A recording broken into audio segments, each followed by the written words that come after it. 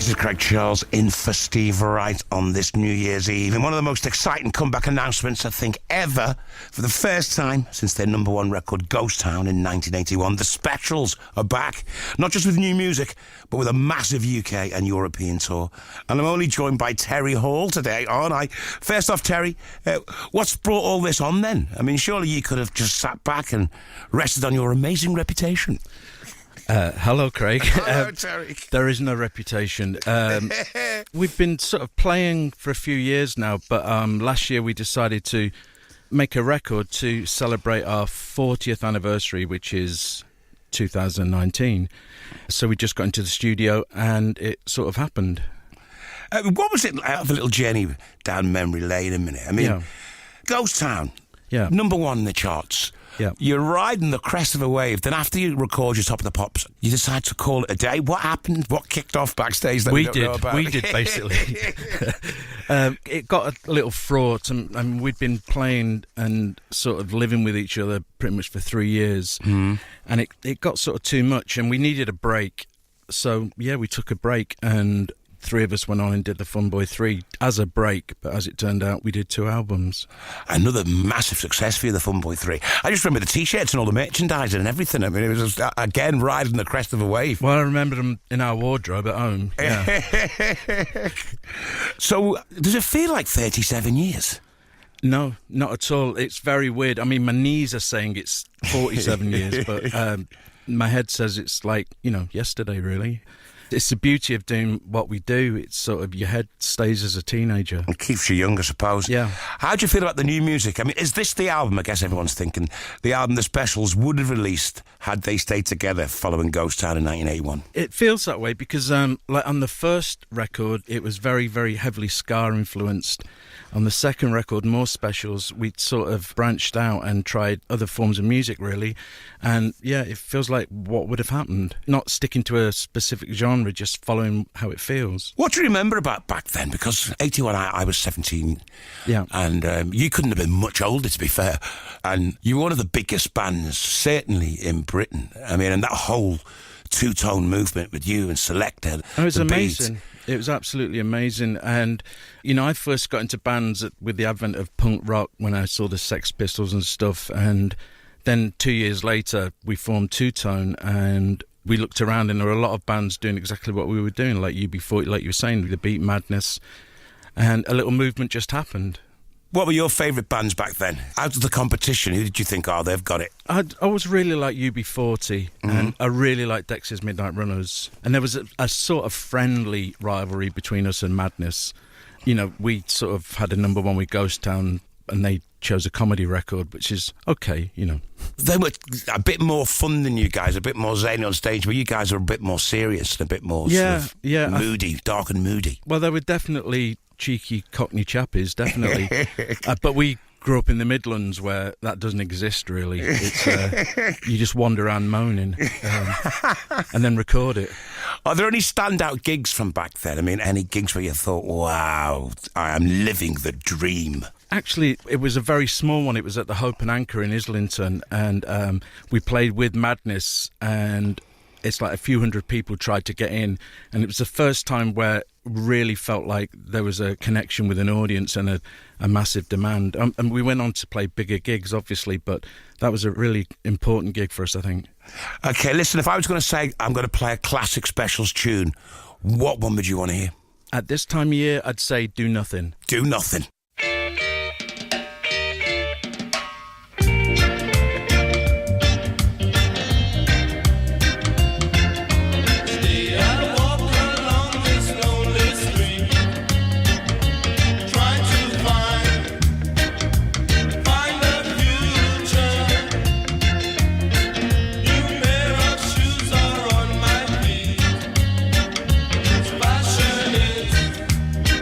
My only call.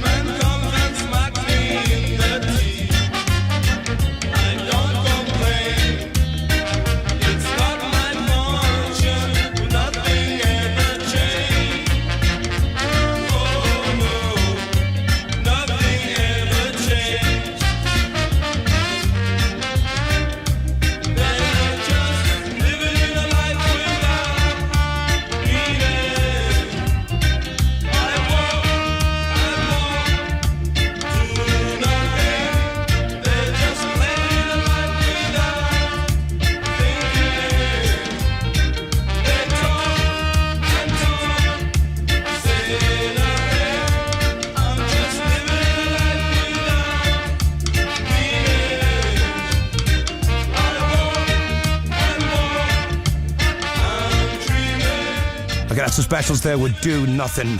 My guest is Terry Hall. Tell us about the tour. What can we expect? You can expect dignified older men on stage. We're going to sort of go through our 3 albums and hopefully change the set every night and just play a selection from 3 albums. Any stuff that you wrote for, like, the Funboy 3, will they get a look in? Stuff that you worked with Ian Brody, will that get a look in? Or is it all just going to be specials material? No, there is one Funboy 3 track that we've re-recorded for this album, The Lunatics Have Taken Over the Asylum. I mean, the reference point of that then was it was the Reagan-Thatcher era. And now we've got a Trump-May era, which is, I don't know. I don't know if this is a good or a bad thing, I'm not being rude. But you kind of launched the career about Anna Rama, didn't you? Yeah. How does that feel? Craig, it's a good thing. Okay. And that was great. And I saw them like recently, they reformed. But the lovely thing was they were exactly the same as they were on day one when we were in the studio. And they were sort of giggly and talking about, I saw them at Hammersmith and they were talking about shopping in between songs, not to the audience, to each other. I don't think they realised they had a mic in their hands, but they're just really lovely girls. They are. I was filming a TV show called Night Network, which we filmed at the old London Weekend Television studios, and they were on the show, and they let me share the back of their stretch limousine from London Weekend Television back into town. Right. And it was like being on a hen night. One of my fondest memories is being grabbed by them in Soho, I think in the early 80s, and they put me on one of those tuk-tuk things and drove me around Soho. I mean, at the time I didn't drink, but they really did. Trapped. Listen, obviously there are a few band members down on the new album. Yeah. I mean, you lost John Bradbury, your drummer, 3 years ago. Yes, we did, yeah. Is Jerry Dammers back involved at all? Jerry's not. I mean, there was talk of it this year, but we're still waiting to see how he feels, really. It's very much an open door to anybody who has been in the band, but it's like, I don't know, we can't dictate what people do. Was Jerry the main falling out point, the main sticking point? No, not at all. It really got to a stage where we needed a break, and I think everybody appreciated that once we took the break, really. I mean, you've kept brilliantly out of the spotlight, you really, haven't you, when not touring? Yeah. What do you get up to when you're not in the studio or on the road? On the road, but following Man United home and away. You had to go and spoil the interview, didn't you?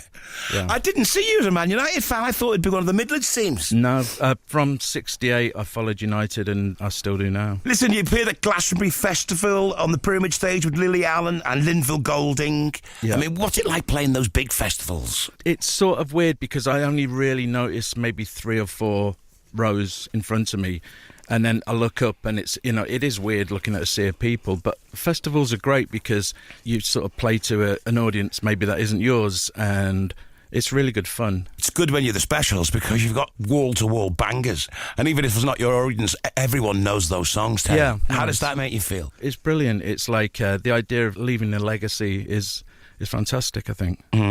So look, the tour, you're playing Cologne, you're Brussels, Hamburg, Berlin, Amsterdam. Is it different playing in Europe than it is at home, or? Not really. We're playing Luxembourg for the very first time, and I've no idea what that'll be like. But no, it's pretty much the same worldwide, really. After the European tour, we're going to move on and play in America and stuff, and it's going to continue throughout the year, I think. So, back on the road. Yeah. At your age, you still haven't grown up. I'm 60 and I'm the baby of the band, so no, definitely haven't grown up. Brilliant. Listen, great to talk to you. Good luck with the tour. Good luck with the new album, Encore, which is the first in 37 years, released Friday, February the 1st, 2019, and a 31-date European and UK tour. Thanks for coming in, Terry Hall. Thank you, Craig. I've been thinking about you too much.